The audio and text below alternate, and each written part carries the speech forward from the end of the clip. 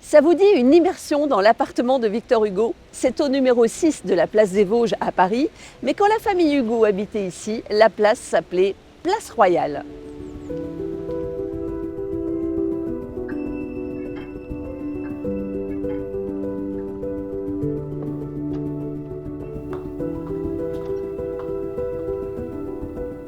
Nous allons découvrir cet écrivain ô combien célèbre sous un nouvel angle, puisque Victor Hugo aimait les maisons et la décoration.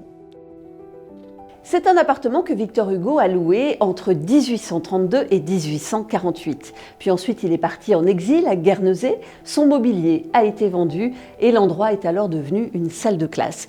Ce que nous allons voir, c'est donc une reconstitution pour vous donner un aperçu de ses talents de décorateur. Regardez ces deux coffres. Victor Hugo les utilisait pour voyager. Ils sont vite devenus source d'inspiration. Il a eu l'idée de les faire démonter puis remonter par une équipe de menuisiers qui devait suivre ses idées et ses dessins pour les transformer en meubles.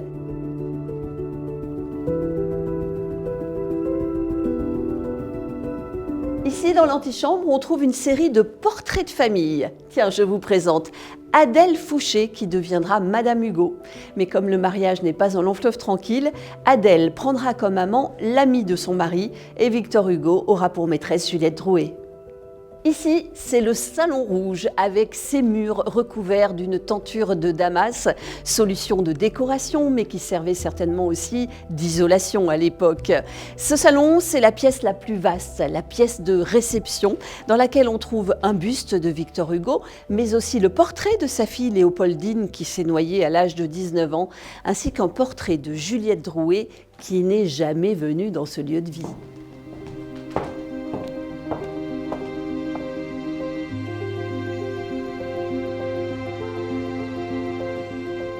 Oui, mais à Guernesey, où Victor Hugo et sa famille s'étaient installés en exil, Juliette avait une maison.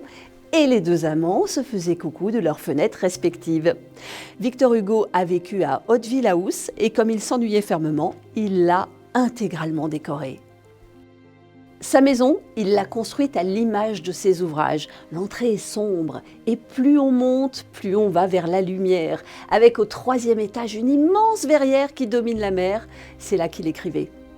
À Hauteville, Victor Hugo avait également recouvert les murs de son couloir avec des assiettes et il en avait mis au plafond parce qu'il pensait qu'en déco, le plafond était aussi important que les murs. Et voici le salon de Guernesey. Alors ce n'est pas le salon de Victor Hugo, c'est en fait celui de Juliette, ce qui nous donne l'occasion de découvrir ces incroyables assiettes chinées par les amants et disposées avec des panneaux décoratifs qui ont été décorés, dessinés par Victor Hugo lui-même, le tout complété par des nattes japonaises, un décor absolument incroyable. Voici la salle à manger de Juliette Drouet, avec cette table fabriquée à partir d'une ancienne porte. Victor Hugo a d'ailleurs laissé les gonds apparents.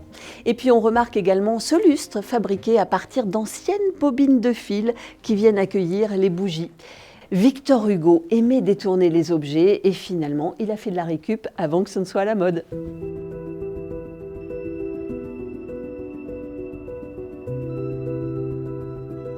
Une création sur mesure, composée de 2 coffres superposés pour donner ce meuble haut réalisé par Victor Hugo.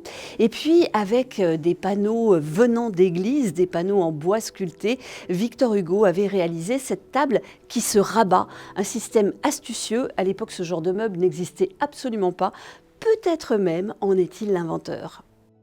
Comme il pensait mourir sur l'île dans sa maison de Guernesey, Victor Hugo avait imaginé une grande pièce en chêne avec des colonnes torses, un immense lit dans lequel il n'a jamais dormi. Finalement, il est mort à Paris, avenue Victor Hugo, l'avenue qui avait été rebaptisée pour ses 80 ans. Le lit sur lequel il est mort se trouve ici et les objets sont disposés exactement comme le jour de son décès. Vous avez vu la tapisserie au plafond? N'oubliez pas, en déco, le plafond est aussi important que les murs. Victor Hugo, écrivain, poète, mais aussi décorateur, chineur, détourneur d'objets et peut-être même designer de mobilier. Il vous a inspiré? Alors faites comme lui, osez!